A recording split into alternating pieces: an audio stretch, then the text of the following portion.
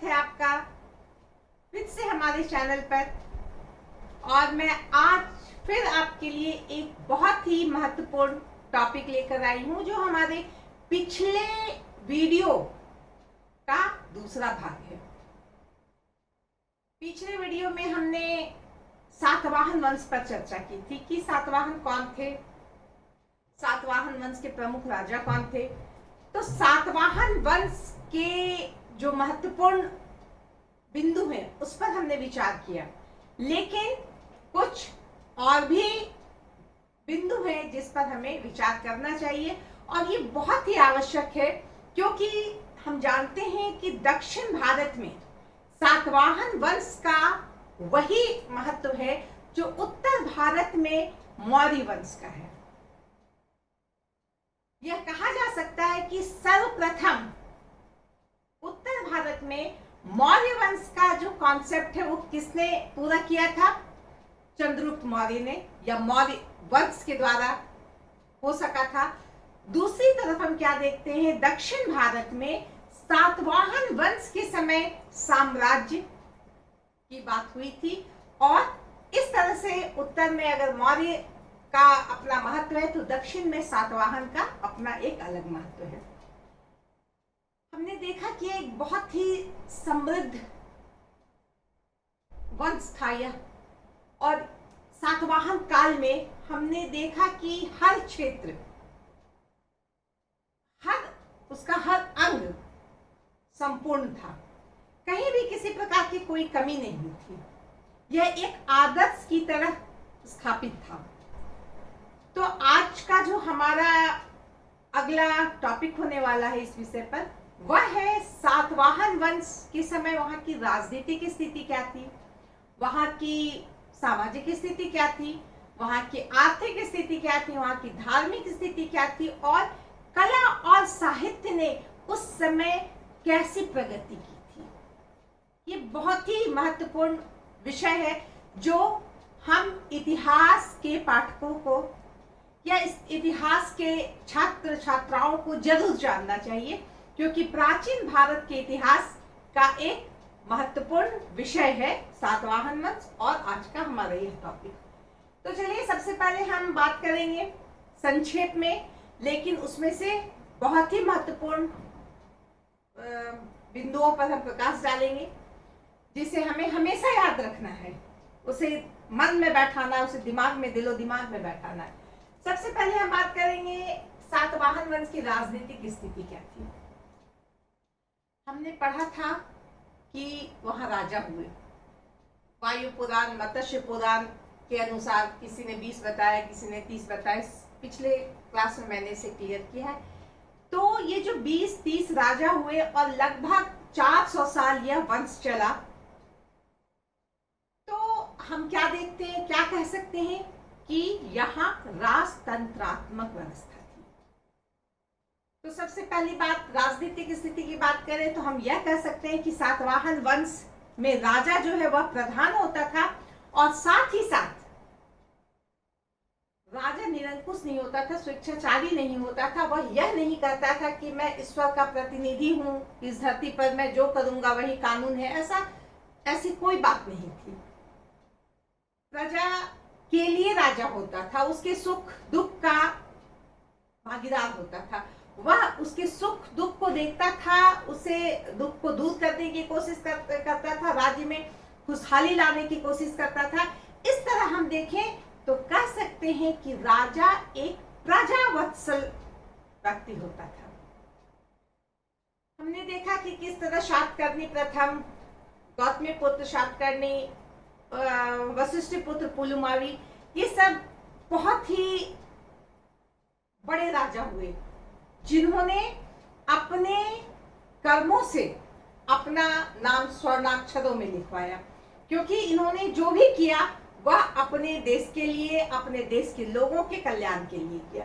तो इस तरह हम कह सकते हैं कि राजा सबसे ऊपर की चीज था। राजा के हाथ में सारी शक्तियां थी, चाहे वो गृह नीति हो या विदेश नीति हो।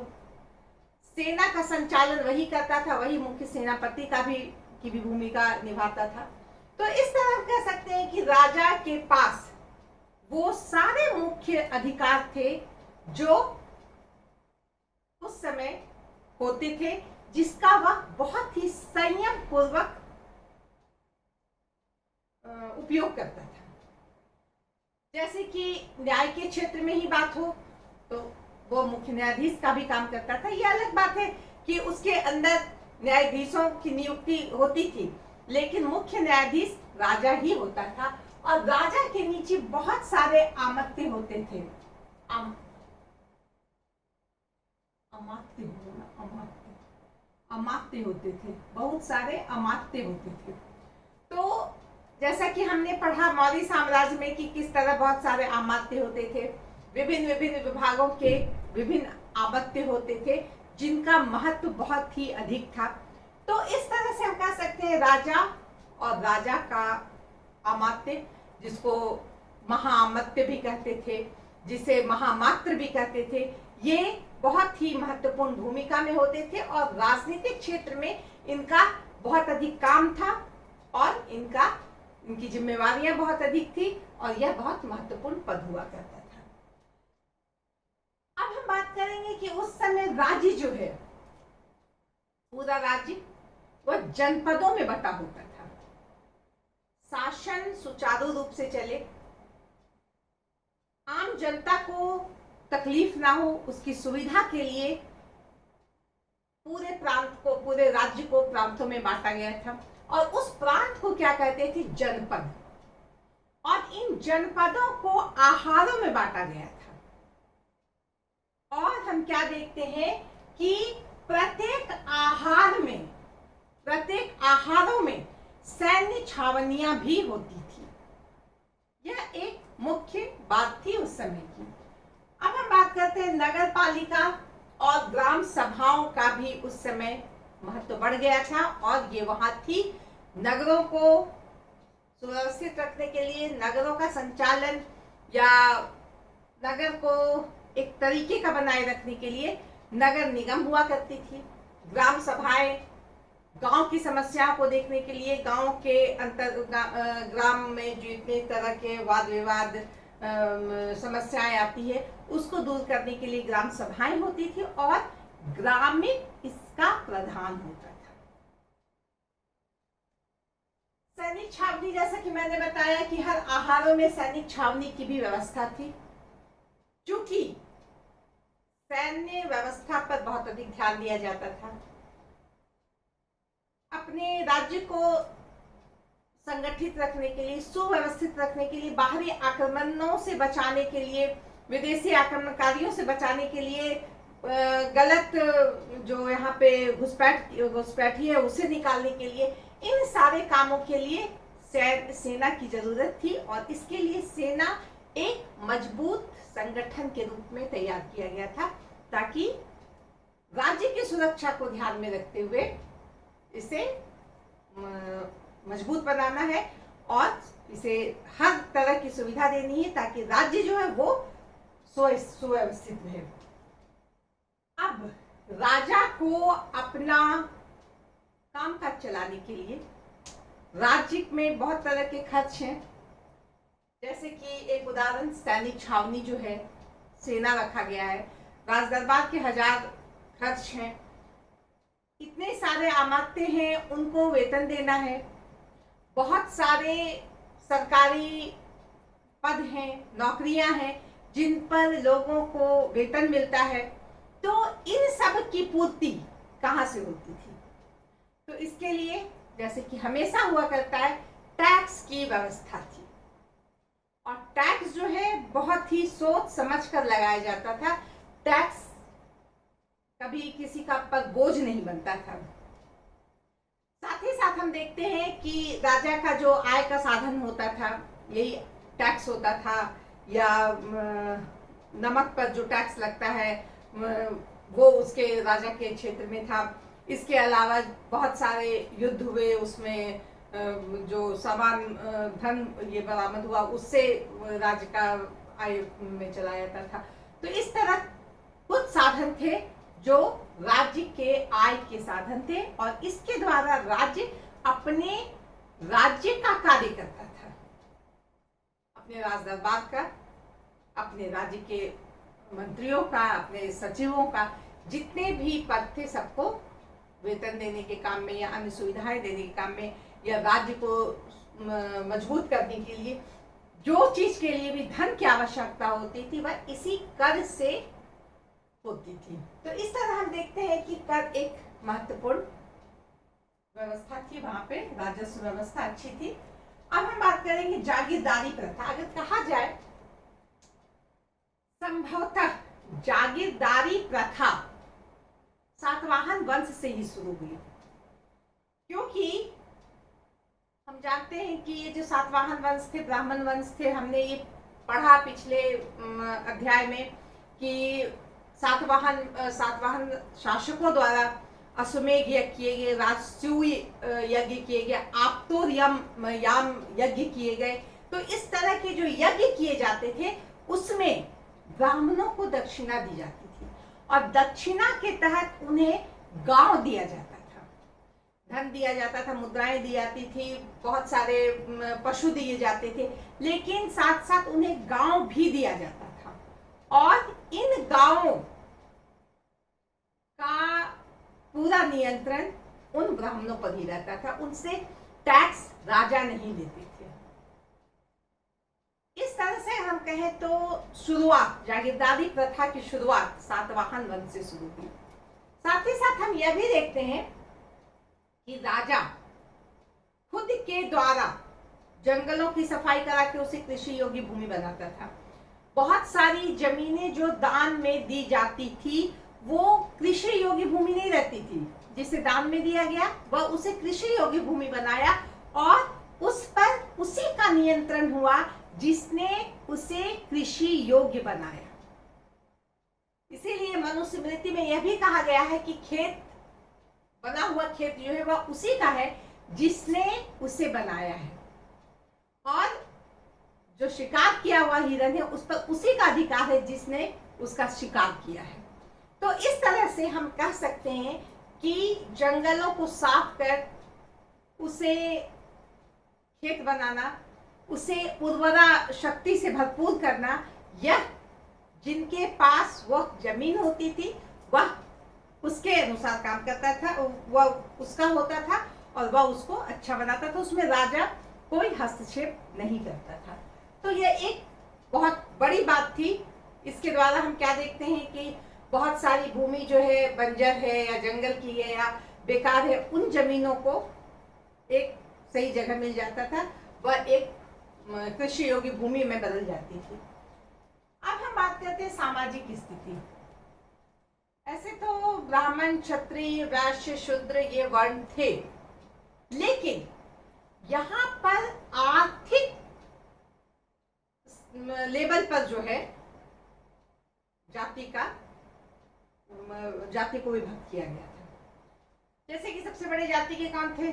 जो राजा थे, राजपुत्र थे, महाअमात्य थे, महाभंडा, महारथी थे या महाराष्ट्री वो कहते हैं, वो थे। तो सबसे ऊपर में वो आते थे। उसके बाद जो राजा के अंडर अमात्य थे उन लोग आते थे, बड़े बड़े सेठ साहूकार आते थे, उसके नीचे लेखक आते थे, किसान आते थे, व्यापारी आते थे। तो इस तरह आर्थिक आधार पर भी समाज का निर्धारण बटा हुआ था। और इस तरह से हम कह सकते हैं कि सबसे नीचे बढ़ई, लुहार जैसे आते थे और उसके ऊपर व्यापारी। बस कहने का अर्थ ये है कि जिसके पास जितनी अधिक संपत्ति होती, जो जितने बड़े पद पे होता, उसकी जाति उसी अनुसार बड़ी होती। तो इस तरह से हम कह सकते हैं कि कहने को तो 4 भाग में बटा हुआ था, लेकिन एक आर्थिक आधार भी था, आर्थिक आधार भी था समाज के बंटवारे का। दूसरा हम बात करते हैं परिवार पर। परिवार जो है वो तो समाज की इकाई होती है, हम सभी जानते हैं। और परिवार में जो वयोवृद्ध होता था वह परिवार का हेड होता था, मुखिया होता था, उसके अनुसार ही परिवार चलता था। परिवार में उसकी भूमिका बहुत अधिक महत्वपूर्ण हुआ करती थी। साथ ही साथ यह भी हमें ध्यान देना चाहिए कि जो महिलाएं होती थी, वयोवृद्ध महिला जो होती थी, उसका भी परिवार में बहुत अधिक सम्मान था। संयुक्त परिवार हुआ करते थे। और जैसा कि मैंने बताया कि सातवाहन वंश के समय जो सामाजिक व्यवस्था थी वह बहुत ही समृद्ध थी। अब हम बात करते हैं स्त्रियों की स्थिति। स्त्रियों की स्थिति सातवाहन वंश में हम कहें तो बहुत ही उच्च कोटि की थी। उस समय याद करें हम कि शातकर्णी प्रथम की मृत्यु के बाद उसकी पत्नी नागनिका ने अपने दोनों पुत्रों जो वेदश्री और शक्तिश्री थे, जो अल्पवयस्क थे, छोटे बच्चे थे, तो उनको संरक्षण में रखकर खुद शासन तंत्र अपने हाथ में रखा। ये बहुत बड़ी बात थी उस समय। इस पहली सदी में ऐसा हम देखते हैं कि इस तरह की व्यवस्था थी। साथ ही साथ हम यह देखते हैं कि महिलाएं जो है पुरुषों के साथ कदम से कदम मिला करके चलती थी, उनका महत्व बहुत अधिक था। माता का महत्व उस समय कुछ खास ही था, क्योंकि हमने देखा है गौतमी पुत्र शातकर्णी, यानी गौतमी का पुत्र, माता के नाम पर यहाँ पे पुत्र का नाम रखा जाता था। वशिष्ठी पुत्र पुलुमावी, उसी तरह एक मठारिका पुत्र, कुछ इस टाइप का है। तो कहने का मतलब माता के नाम का महत्व, माता के नाम से पुत्र के नाम को जोड़ना, यह बहुत बड़ी बात थी जो सातवाहन वंश के समय हम देखते हैं। हम यह भी देखते हैं कि उस समय विदेशियों से विवाह संबंध भी किए जाते थे। जैसे कि हमने देखा कि किस तरह पुलुमावी ने रुद्रदामन जो शक क्षत्रप था उसकी बेटी से विवाह किया था। तो विवाह के मामले में भी बहुत ज्यादा सख्ती नहीं थी, लोग विदेशियों से विवाह कर रहे थे और उसको अपने में मिला रहे थे। तो इस तरह से वो भेदभाव वाली स्थिति नहीं थी। जैसा कि मैंने विवाह के बारे में बताया। विस्तृत सोच, अगर हम कहें तो ये ब्रॉड थिंकिंग वाले थे, बहुत आशावादी सोच के थे। विदेशियों को अपने में मिला लेना, आत्मसात करना, विदेशियों से विवाह संबंध स्थापित करना, समुद्र पार की यात्रा करना वो गलत नहीं समझते थे। उनका जो व्यापार मार्ग था वो हम देख रहे हैं कि कितना फैला हुआ था। 3 समुद्रों का जल पिया है उनके नावों ने। तो स्वाभाविक सी बात थी कि वो बहुत ही विस्तृत सोच वाले थे और यह उसकी महानता थी। जैसे कि महिलाओं का सम्मान जिस तरह से इस समय हुआ था, इतने पुराने समय में, उस समय महिलाओं का यहाँ पे जितना सम्मान था, यह एक बहुत बड़ी बात थी। इसके साथ हम देखते हैं धर्म के मामले में भी सातवाहन नरेश या सातवाहन शासक बहुत कट्टर नहीं थे, बहुत सहिष्णु थे, उन्हें कोई दिक्कत नहीं थी। बौद्ध हो, ब्राह्मण हो या कोई भी अन्य धर्म को मानने वाले हो, ऐसा नहीं कि ये धर्म मानने वाला उस धर्म को उससे दोस्ती है, उससे साठगांठ है तो उसको हम बहिष्कृत कर दे, ऐसी स्थिति बिल्कुल नहीं थी। तो यह बहुत महान विचार था। अब हम बात करेंगे कृषि। जैसा कि मैंने बताया कि कृषि के लिए शासक द्वारा स्पेशल काम किया जाता था, भूमि को दान दिया जाता था और उस भूमि को कृषि योग्य बनाना उनका काम होता था। तो इस तरह कृषि को विस्तारित करने का एक यह बहुत बड़ा माध्यम था। राजा के द्वारा भी कृषि भूमि को विस्तृत किया जाता था, जो दान दक्षिणा दिया जाता था उसके साथ किया जाता था। इस तरह हम देखते हैं तो कृषि के क्षेत्र में दक्षिण भारत का ये सातवाहन वंश बहुत ही समृद्ध था, क्योंकि हम जानते हैं कि भारत एक कृषि प्रधान देश है। शुरू से ही कृषि की यहाँ बहुत अधिक प्रधानता रही है। अगर कृषि अच्छी है तभी हम समृद्ध हैं, ऐसा बेसिक चीज है, आधारभूत तत्व है हमारे यहाँ। व्यापार भी बहुत अच्छा था। ये हमें जानना चाहिए कि रेड सी, लाल सागर से जहाज आते थे और अरब सागर में एक पॉइंट था जहां पे रुकते थे जहाज, वहां से दो भागों में बढ़ जाते थे। एक भाग भड़ौस की तरफ चला जाता था बंदर का, और दूसरा भाग मालाबाद की तरफ आ जाता था। इस तरह से हम कह सकते हैं कि ये जो बंदरगाह है हमारा बहुत उच्च कोटि का था। हमारे विदेशी रिश्ते जो थे उस समय के बहुत ही उच्च कोटि के थे। यहाँ तक कि दक्षिण पूर्वी जो देश हैं उनके साथ भी हमारा बहुत अच्छा संबंध था। जो हमारे मिले हुए मुद्राएं हैं उस समय के, देश विदेश की जो मुद्राएं हैं, वह बताते हैं कि उस समय का व्यापार जो था बहुत ही अच्छा था। देश के अंदर व्यापार होता था, आंतरिक व्यापार होता था। इसमें हम कहें तो जो महत्वपूर्ण बंदरगाह थे वो भड़ौस थे, तगर थे, जुन्नार थे, नासिक थे, ये सब बड़े बड़े बंदरगाह थे। इसके अलावा अगर हम कहें तो ये पैठण हुआ, सोपर हुआ, ये सब नासिक के पास है, कल्याण हुआ, ये सब मुख्य व्यापारिक केंद्र थे जहां व्यापार इन क्षेत्रों से होता था। तो इस तरह से हम कह सकते हैं कि व्यापार के मामले में बहुत ही उच्च कोटि की स्थिति थी। जैसा कि हमने बताया, अरब सागर हो, हिंद महासागर हो, या ये पूर्वी समुद्र हो, हर तरफ पूर्वी समुद्र, पश्चिमी समुद्र, हिंद महासागर, तीनों में, इन तीनों क्षेत्रों में, इन तीनों सागरों पर सातवाहन वंश का जो नाव था, जो बड़े बड़े जहाज थे, उसका पूरा का पूरा आधिपत्य था, जिससे बहुत बड़े बड़े व्यापार, बहुत सारे सामानों का आना जाना इससे बना हुआ रहता था। शिल्प, शिल्पकारी बहुत ही महत्वपूर्ण था। तभी तो शिल्पकारी बहुत अच्छी होगी, तभी तो व्यापार में यहाँ आ जाता होगा। चाहे वो लोहे का सामान हो, चाहे मिट्टी का सामान हो, चाहे सोने का सामान हो, तो बहुत सारे शिल्पकार होते थे और अलग अलग शिल्पकारों का अलग अलग संघ होता था या श्रेणी होता था। कपड़े बनाने वाले, उनका अलग श्रेणी हुआ, लोहे के सामान बनाने वाले का अलग श्रेणी हुआ, काशकार यानी कांसा के सामान बनाने वाला का अलग श्रेणी हुआ, स्वर्णकार सोने के सामान बनाने वाले का अलग श्रेणी हुआ। इस तरह हम देखते हैं कि विभिन्न प्रकार के शिल्पकार और उनकी श्रेणियां होती थी, और ये श्रेणियां अपने श्रेणी के लिए बहुत सारा काम करती थी। उसके काम में सुविधा हो उसके लिए उसे कर्ज देना, या उसे अगर अपना पैसा जमा करना है तो उसके लिए भी व्यवस्था थी।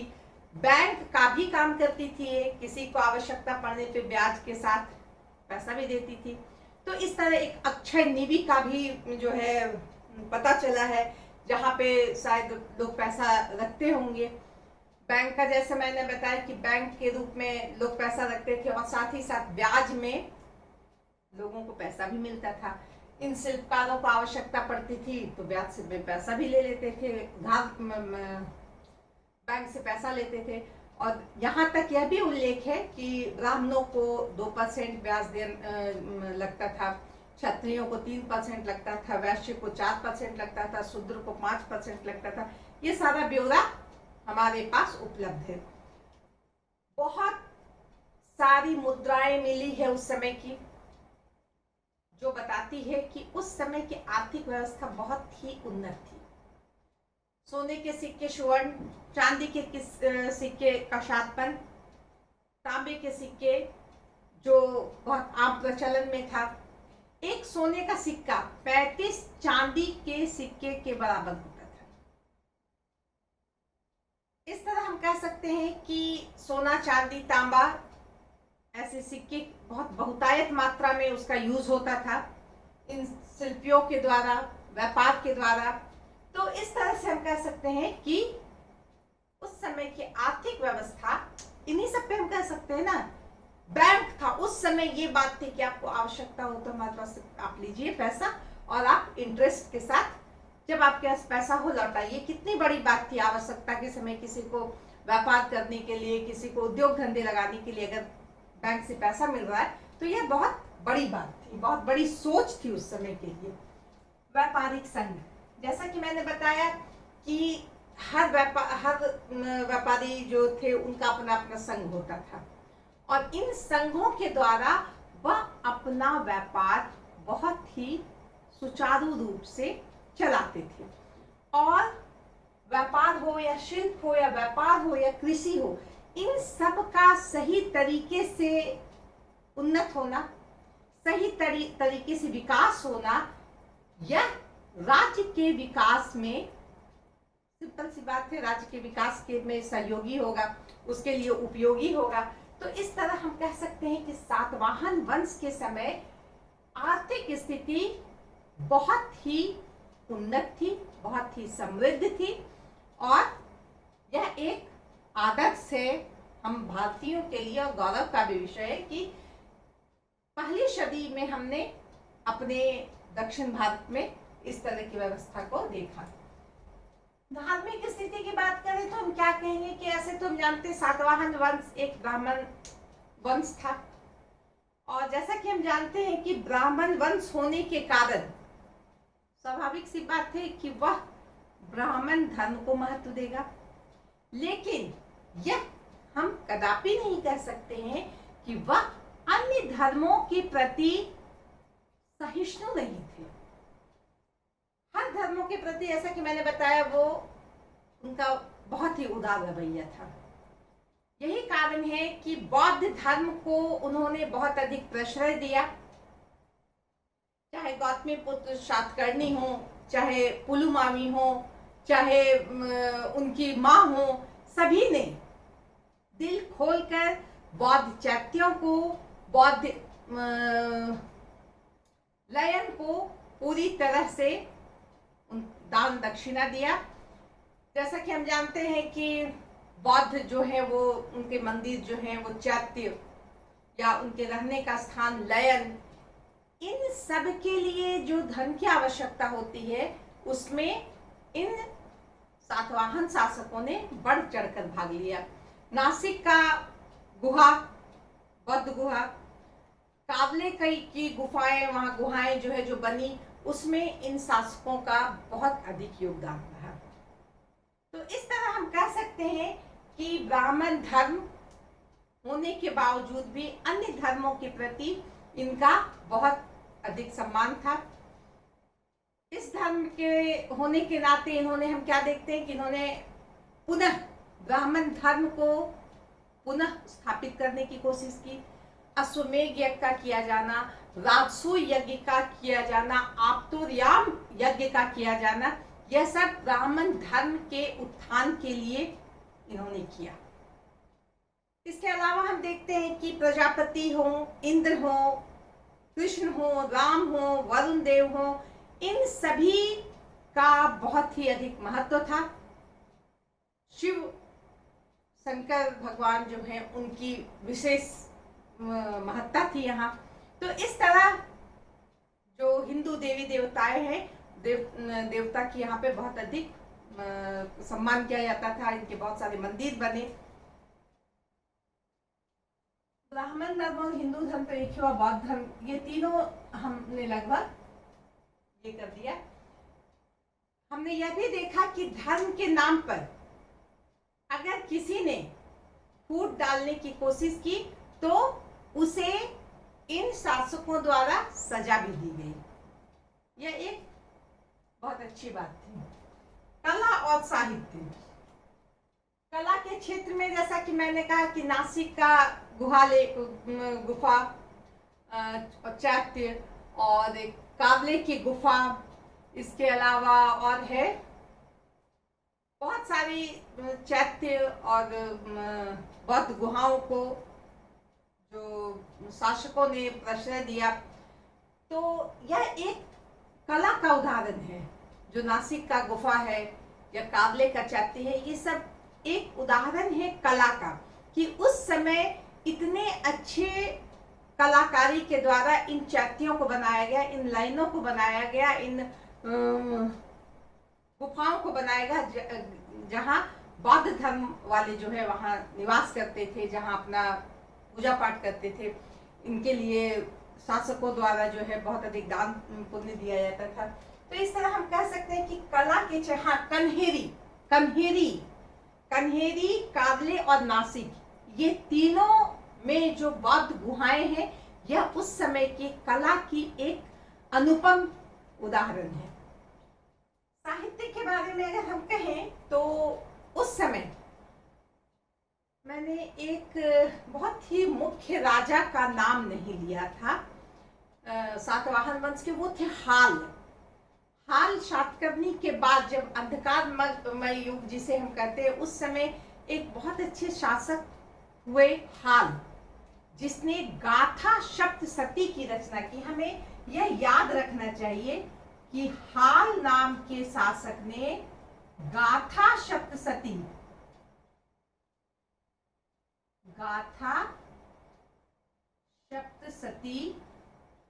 की रचना की। और यह किस भाषा में किया गया? प्राकृत भाषा में किया गया। प्राकृत भाषा में, प्राकृत भाषा को उस समय बहुत अधिक महत्व दिया गया था इन शासकों द्वारा। इसके अलावा गुनाढ़े नाम के एक महान लेखक हुए, जिन्होंने बृहत कथा नाम की पुस्तक लिखी। इसके अलावा एक व्याकरण की भी किताब लिखी गई, कातंत्र नाम का। जैसे एक राजा को उसे संस्कृत नहीं आता था, संस्कृत व्याकरण उसे नहीं पता था, तो सरल तरीके से कातंत्र नाम की रचना भी की गई। यह एक उस समय अगर हम साहित्य की दृष्टि से कहें तो वह एक बहुत बड़ी बात थी।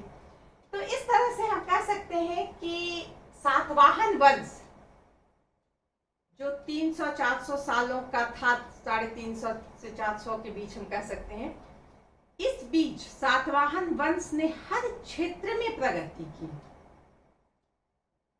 राजनीतिक क्षेत्र में मौर्य वंश से इन्होंने बहुत कुछ लिया, लेकिन बाद के समय में हम देखते हैं कि सातवाहन वंश के द्वारा राजनीतिक क्षेत्र की बहुत सारी बातें बाद के शासकों ने स्वीकार की, क्योंकि वह चीज उन्हें अच्छी लगी। इसके अलावा हम देखते हैं कि विदेशियों के प्रति शकों को तो इन्होंने बहुत अच्छी तरह से सबक सिखाया, उसे भगाया। शकों से जो उनका युद्ध हुआ वह बहुत ही महत्वपूर्ण था विदेशियों को खदेड़ने के लिए। दूसरी बात हम यह भी देखते हैं कि विदेशियों को इन्होंने स्वीकार भी किया। विदेशी जो, जैसा कि मैंने बताया, शक जो है रुद्रदामन की पुत्री से विवाह, यह एक ऐसी बात है जिसमें यह कहा जा सकता है कि विदेशियों को इन्होंने आत्मसात किया। धर्म के मामले में कहा जाए, बहुत सहिष्णु थे। उन्होंने ना सिर्फ अश्वमेध यज्ञ किए, राजसूय यज्ञ किए, बल्कि उन्होंने बौद्ध गुहाओं और बहुत सारी चैत्यों का निर्माण कराया। इसके अलावा हम देखते हैं कि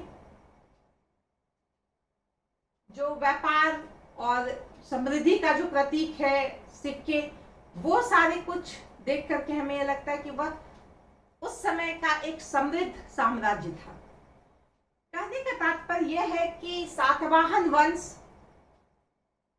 दक्षिण भारत के इतिहास में एक महत्वपूर्ण स्थान रखता है, क्योंकि सातवाहन वंश ने पहली बार दक्षिण में साम्राज्य बनाने का उसे दिया जाता है, उपलब्धि उसी को मिला हुआ है। और साथ ही साथ हम बहुत सारे मामले में देखते हैं, विदेश यात्रा हो या उसकी जो वैदेशिक व्यापार हो, वो सब इतना समृद्ध था। यह सातवाहन वंश के साथ साथ पूरे प्राचीन भारत के इतिहास का एक महत्वपूर्ण अध्याय है। यह हमें अवश्य जानना चाहिए। और इसके साथ ही मैं आज का यह चैप्टर यहाँ समाप्त करती हूँ। धन्यवाद।